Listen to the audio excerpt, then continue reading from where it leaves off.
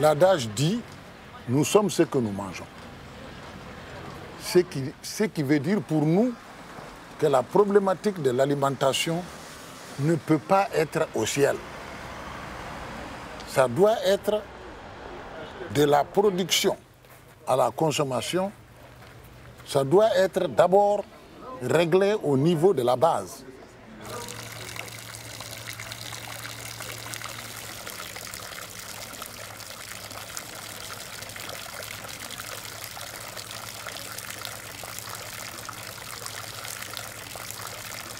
Ce que nous avons constaté, c'est que la création de l'OMC s'est préoccupée sur le commerce mondial, pas sur l'essentiel des échanges de produits, la production et l'alimentation de la majorité des populations du monde.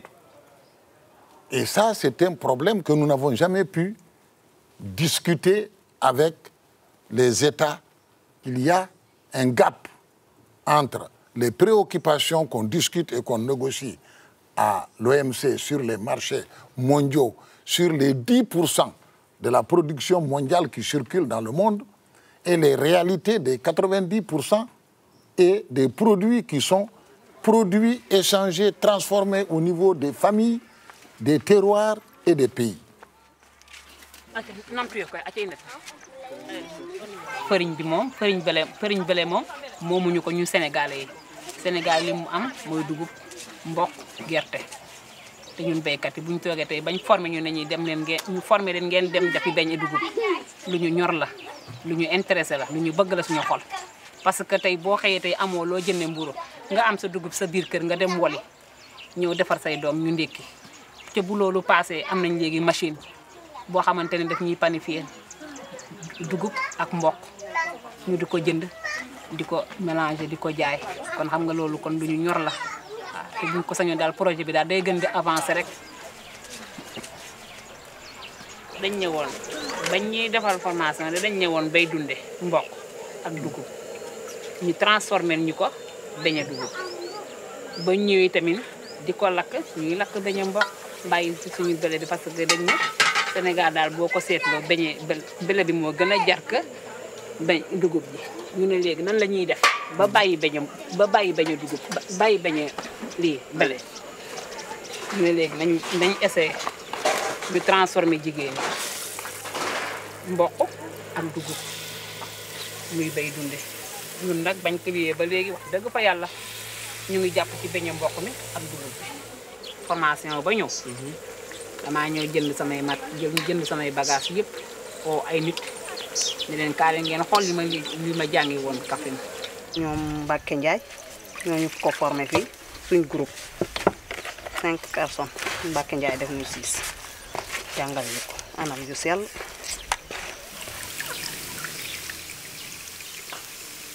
yéen ba def ki romancé. xam nga dañ ne quantité ak qualité lañu laaj premier jour bi rek ngay am problème mais bu xëyee passé moom ñëppay ñoo jënd parce que ñam nañ ko neex na su ma lakkee mboq lakk beñe dugub balaa dugub bay jeex mboq mi mooy gën a jeex parce que nee nañ mboq may gën a neex.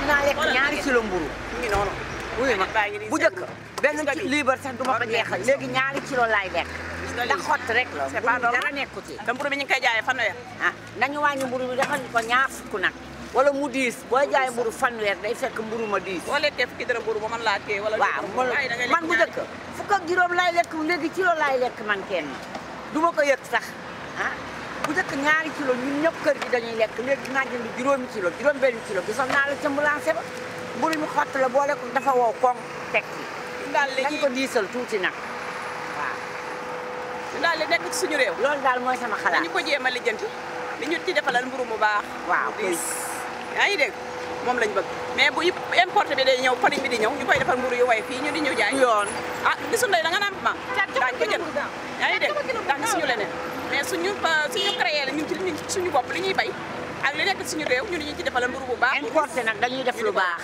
ñii ci réew mi duñu béy lu baax duñu def lu baax importé nag lu mu defar rek baax waaw ñoom dañu bëgg ñu jënd li ci réew mi ba pare te duñ ci def lu baax buñ ko commencé defar mu baax neex ñëpp songaleen ñu bonal ko loolu tam mi ngi ci man nag préféré naa importé boo ñoom nañ ma mere mais importé ma gën ndax importé daf ciy def lu baax.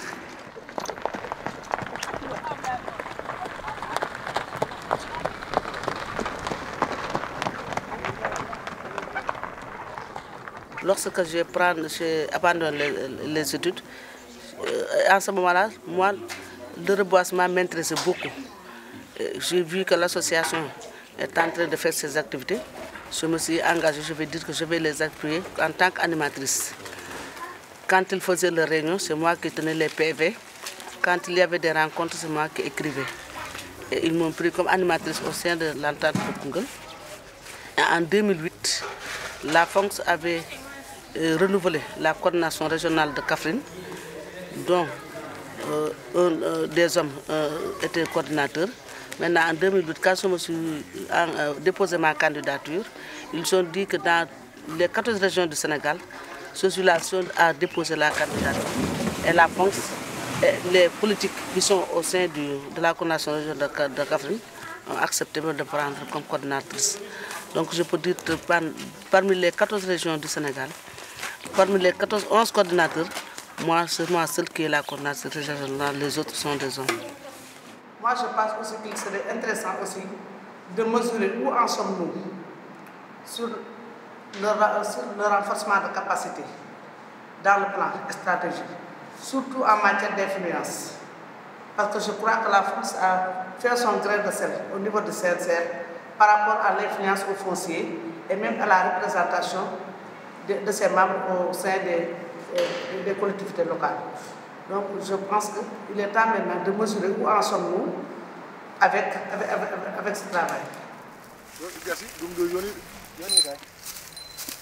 Tu ne peux pas rentrer dans une négociation avec une région autre et tu ne définis pas tes propres termes de référence, tu ne choisis pas tes consultants et tu ne payes pas les études.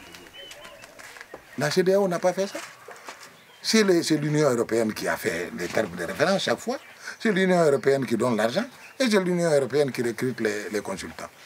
Et alors nous avons dit, même sur cette base simple, c'est une affaire qui ne marchera pas. Le commerce, c'est tout simplement, comment on appelle, un jeu. C'est une loterie. Chacun veut gagner. Comment tu vas penser que quelqu'un va venir t'aider à gagner sur lui? On a dit non. Au lieu de nous aider à gagner, laissez-nous continuer notre processus. Quand on est prêt, ça marche.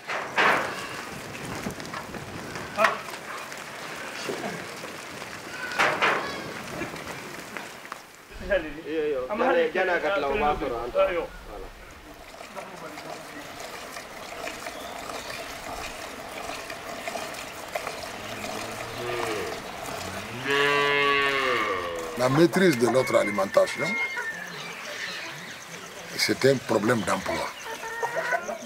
Donc nous allons cultiver, nous allons transformer, nous allons vendre, nous allons pêcher, nous allons faire l'élevage. Donc c'est une source de création d'emplois. Alors quand on parle d'emploi en Afrique, globalement et en Afrique de l'Ouest, je n'ai pas besoin de décider, de détailler, les gens savent son importance. Donc la maîtrise de notre alimentation, c'est le développement et la garantie. Le développement et la garantie des emplois. Deuxième élément de la maîtrise de notre alimentation, ce sont les revenus. Il n'y a aucun intérêt d'emploi s'il n'y a pas de revenus derrière. Donc, deuxième aspect important. Troisième, c'est les emplois non agricoles.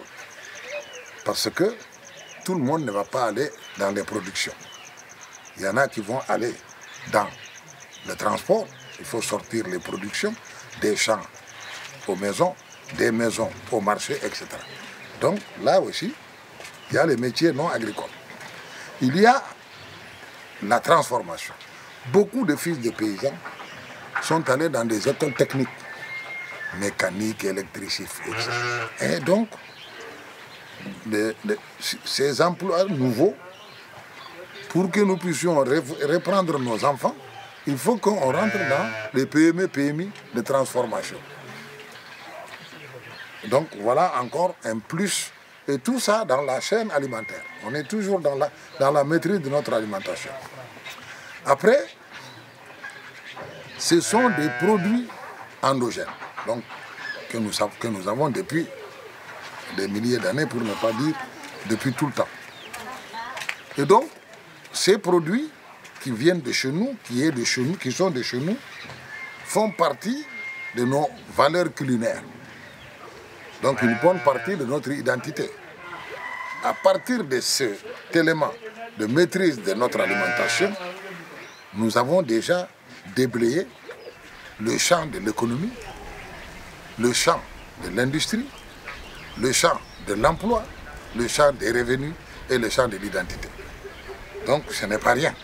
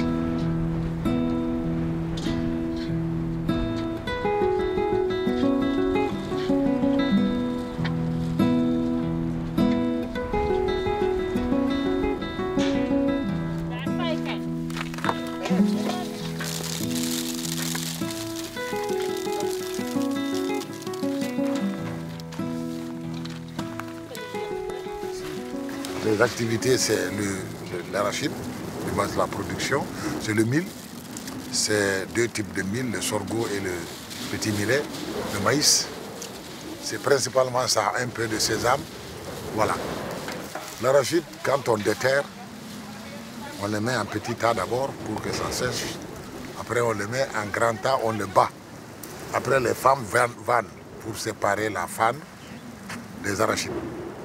Voilà, vous avez vu, Anati, Fofana. Vous avez vu?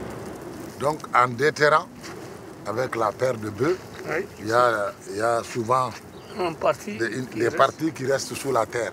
Et après, les femmes reviennent pour venir ramasser ça. Voilà. Donc, quand on a vanné, on amène l'arachide et après, on revient pour ramasser la fanne qui va servir de nourriture pour les animaux domestiques. Donc, les chevaux, les ânes, les moutons, les chèvres, les bœufs mangent ça pendant les 6 mois jusqu'à la saison des pluies prochaines. Voilà donc comment ça se passe.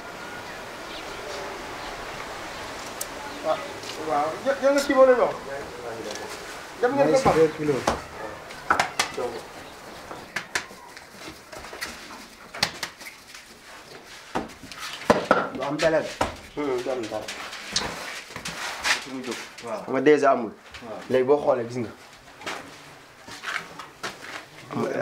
gis nga. léegi kon dèjà ñu ngi ko def gis nga suba kese lay doon.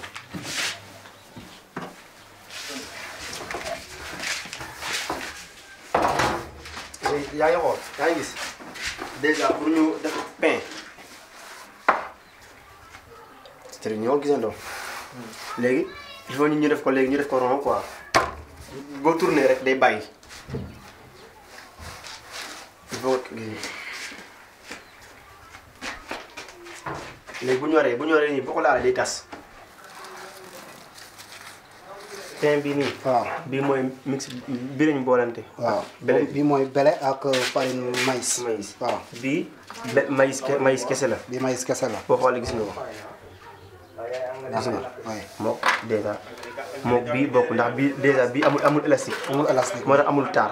rafetul. amul taar encore mais encore. du neex noonu mën na si am ndax amul élastique pour am taar bi guddaay bii quoi. d'accord mën am guddaay ndax bii amul élastique amul dara. kii jënd subitement bu ñëwee rek li ma njëkk a xool si quantité bi taar lay njëkk a xool. waaw taar lay njëkk a xool ndax taar mooy jaay. léegi boo gisee boo bëggee taar. nga door a lekk boo lekkee nga door a xam goût bi. waaye même ñaar yi bokkul goût bi bokkul. ndax gis nga bii nii gis nga dèjà ñor bi nii te def sunguf. waaw man sama xam-xam yegg seegu fi. sama solution totale daal solution totale. il fait ñu mixer dosage. ngeen boole ci farine bele tuuti. bele bi dosage waaw mën a liggéey. bi nga même boo defee 1 kilo. waaw 1 kilo bee def fee maïs 3 kilo 1 kilo 1000. waaw ba léegi mën nga am tuuti élastique.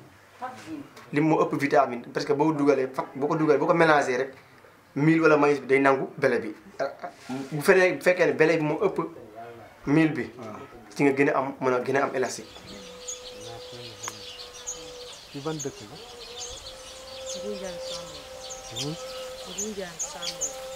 Gunjaan Sàmm. yoo koy dem seen tool. dañuy photo rek dafa rafet. dina def.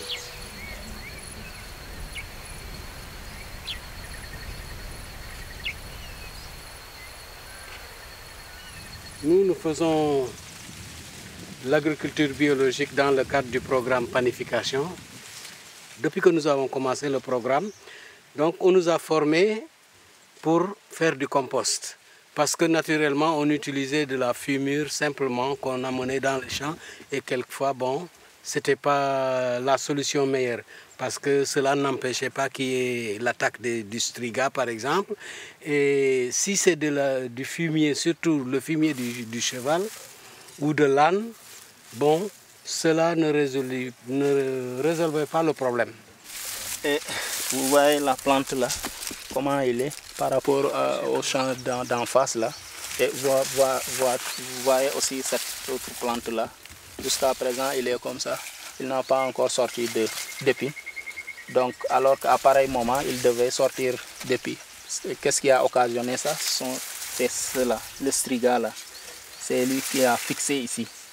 Il n'a plus de quoi se nourrir pour pouvoir faire ce qu'il doit faire. Le striga a tout pris. Et même si le champ, qu'est-ce qui a occasionné? Déjà le champ est pauvre, le sol est pauvre, alors que le striga apparaît encore. Le peu qui restait ici pour que la plante puisse vraiment se nourrir, le striga l'a pris. Dans le programme Panification, nous produisons du mil, mais certaines personnes parmi nous ne le consomment pas. Ils le produisent pour le vendre. Alors que si on arrive à le transformer, comme on nous l'a appris dans le cadre du programme, on trouve que d'abord l'aliment, le mil, est très vitaminé, il y a beaucoup de vitamines par rapport à d'autres produits. Mais aussi autre chose, pourquoi faire le compost à la place de l'engrais? Parce que l'engrais chimique, bon, on peut dire, bon, c'est du poison en quelque sorte, alors que ça c'est naturel. Raison pour laquelle nous on utilise le compost. Certes, c'est pas facile parce qu'avec des surfaces un peu larges, il n'est pas facile de pouvoir produire beaucoup de compost pour satisfaire l'ensemble du champ. Mais on le fait progressivement.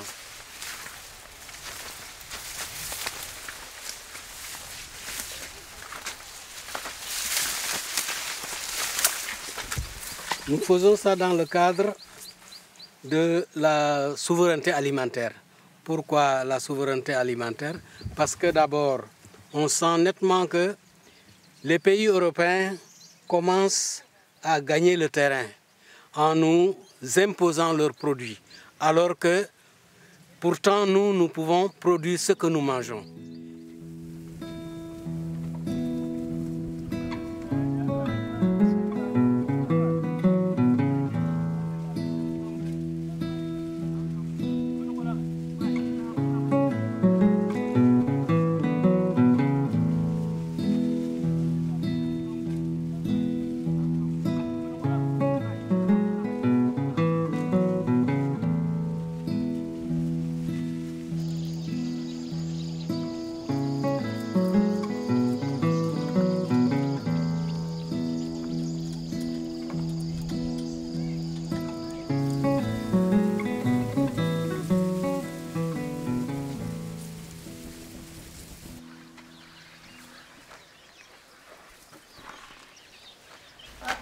naa ci bokk fi ngay xanaa may toog fa na di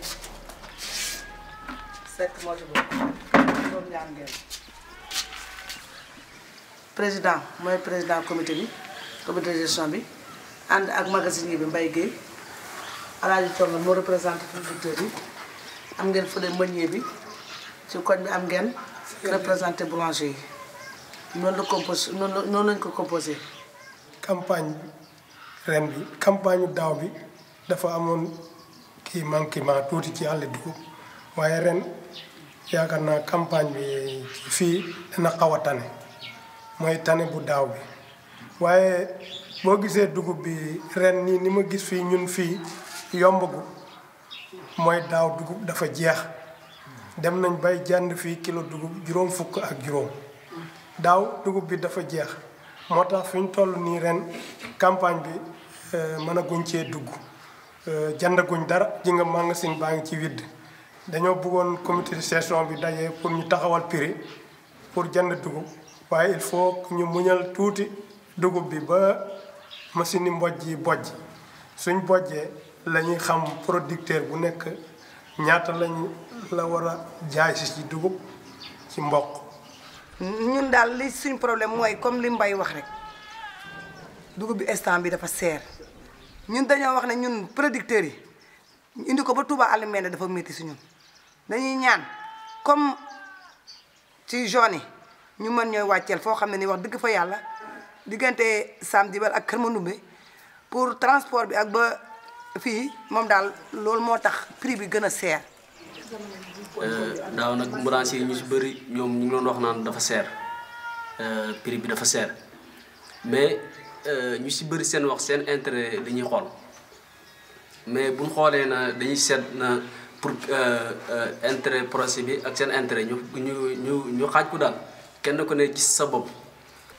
wàññi moom si ni ma ko yaakaaree moom day tane waaye nag niñ ko bëggee duñ ko mën a amee ndax li tax mooy ne tey su fekkoon ne dugub kese dafa ñor nga xam ne soxla yëpp dañ koo teg ci dugub luñ ko jaayee rek dem waaye fi ñu toll nii day leer na moom gerte moom nit am na ci loo ci sukkur la woo ñu sooraat bàyyiwaale ko xel daal ci suñu programme.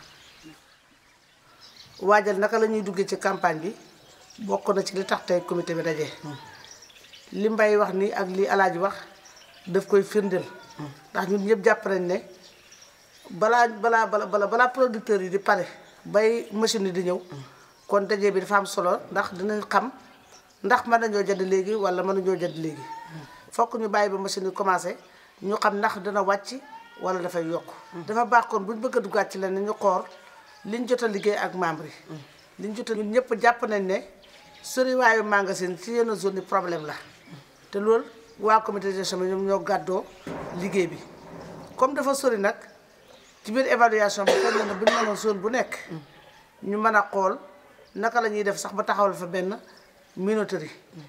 Le magasin son utilité c'est de garder la production des producteurs parce que dans le projet on avait formé 50 producteurs qui faisaient l'agriculture en mil et en maïs mais c'est de l'agriculture raisonnée. C'est l'agriculture qui n'a aucun produit chimique. Cet stock que vous voyez, c'est du mil et du maïs. Ce n'est que la production qui n'a aucun produit chimique.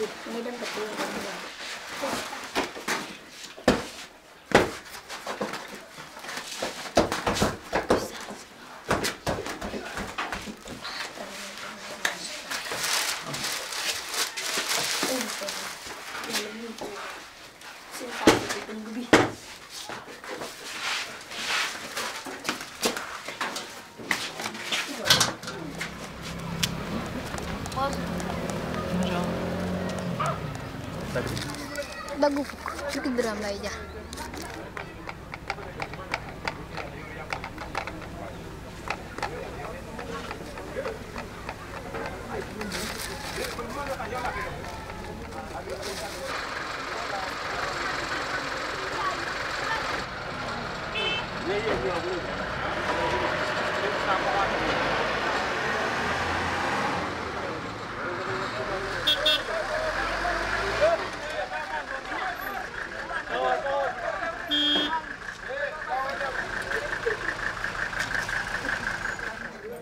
Bali léegi su ma jëlee ñeent téeméeri mburu su ma ko jëlee lii laa si xam ñaar téeméer.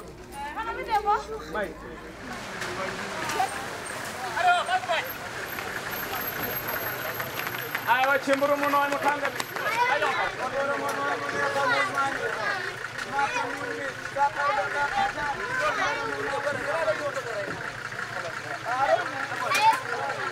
Mago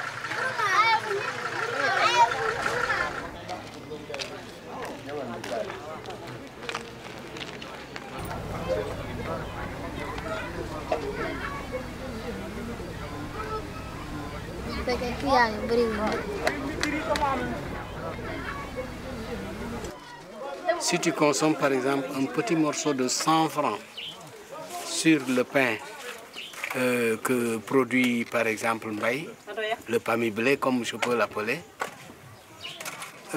tu peux rester plus de jusqu'à midi sans pour autant avoir faim. Alors que si c'est le pain industriel, bon, la baguette est très grande, mais à l'intérieur, il y a presque rien, tout est creux. Et aussi, dans le domaine de la conservation, le pain industriel, une journée, bon, si vous mettez ça dans un truc plastique imperméable, c'est élastique. Donc, tu n'as plus le vrai goût. Tu le laisses dehors sans pour autant l'envelopper avec un sachet plastique. Donc, ça perd en qualité. Alors que si c'est le pain là, toute la journée, tu peux l'avoir sans pour qu'il y ait arrière-goût.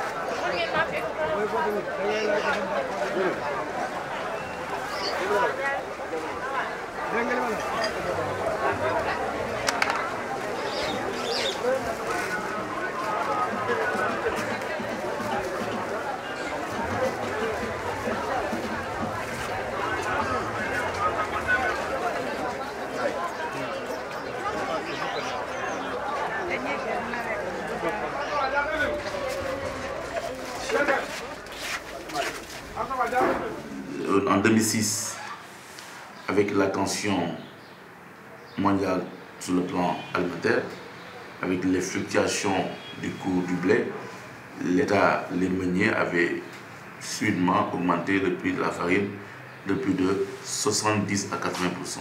Ça a été quand même une catastrophe dans ce pays-là. De 10 000, on est allé à 20 quelques mille, 26 000 francs. Donc, et à ce moment-là, il fallait que des personnes puissent dire non, basta, on arrête. 2007 jusqu'en 2012, il n'y avait que le prix du pain était homologué. Mais la farine n'était pas homologuée. Les blés importés sont subventionnés et pourquoi pas, on ne peut pas subventionner nos céréales locales. Donc c'est pour dire que nos gouvernements, des fois, on ne comprend rien. Comment les Européens peuvent subventionner le blé? Nous l'importons et que ce que nous produisons ici, nous ne pouvons pas avoir de subvention. Eh bien, c'est ça la réalité. Nous sommes 320 millions, nous allons être 800 millions. Si ces 800 millions mangent des produits qui sont produits chez nous, les transforment, c'est de la grande création de richesses. Avec la maîtrise totale, parce que nous sommes responsables de tout ça. Et c'est comme ça qu'on va lutter contre la pauvreté. Lutter contre la pauvreté n'est pas de redistribuer une partie du surplus des autres chez ceux qui n'en ont pas.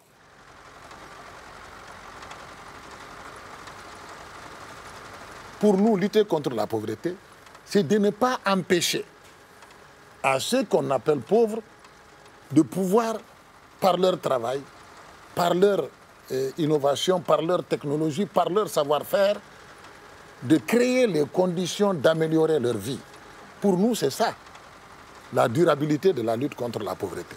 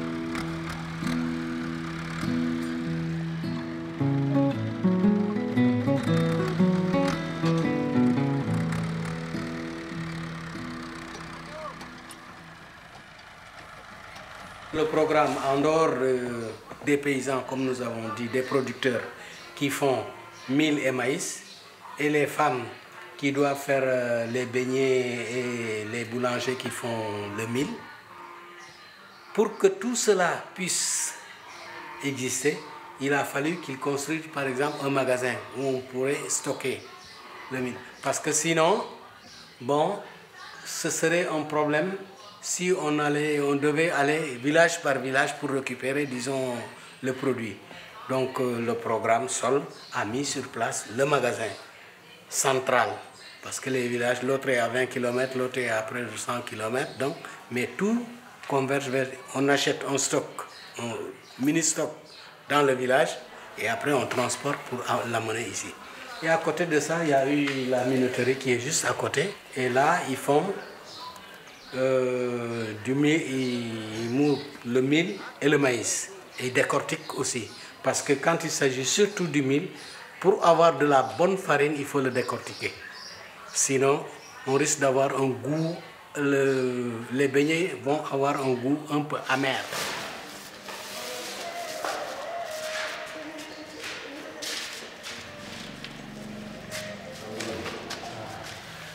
Le maïs qu'il a amené doit être du maïs propre, bien nettoyé. Donc, pour mes gardes, on inscrit son nom. Quand on ouvre ce sac pour la transformation, quand on voit que le sac a des résidus, en ce moment, on saura que ah, ça c'est tel paysan qui a fait ça. Et en ce moment, on va en parler à son animateur qui va discuter avec lui pour que la prochaine fois, qu'il ne fasse pas ce même problème-là. C'est pour cela, au niveau des sacs, vous voyez les noms des producteurs.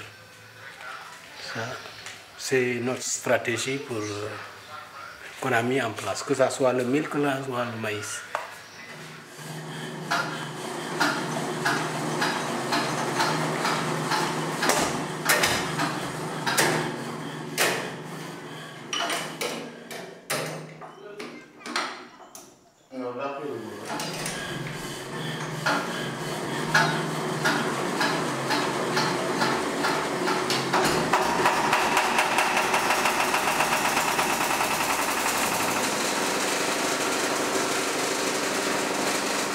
Nos moulins n'étaient pas planifiables.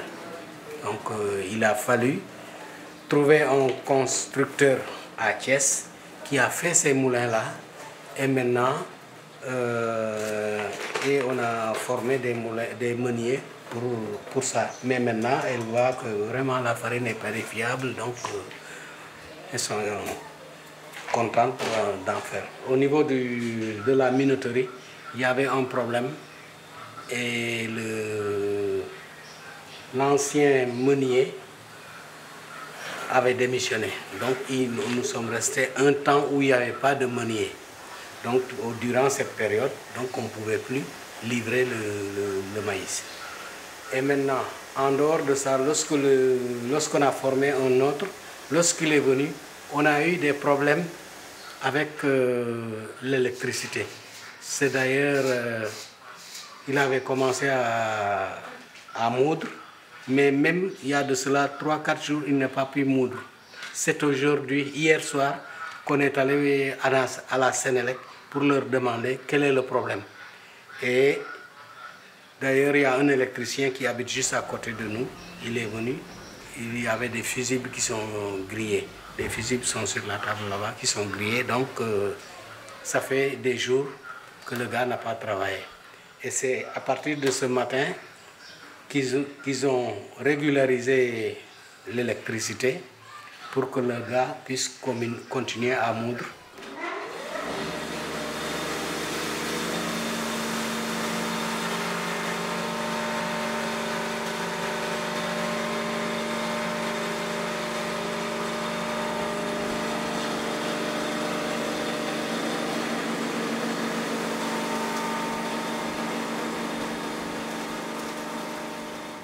Pour nous, jusqu'à l'extinction du soleil, le pain va exister. Il est inacceptable aujourd'hui que le consommateur sénégalais puisse manger uniquement du pain blanc. C'est pourquoi non seulement l'incorporation des céréales locales est bénéfique pour le consommateur du point de vue nutritionnel, est bénéfique pour le boulanger du point de vue de plus-value par rapport à ces diverses thématiques. Que ces pains-là, vous le vendez directement. Ces pains-là, vous pouvez le consommer 2 jours.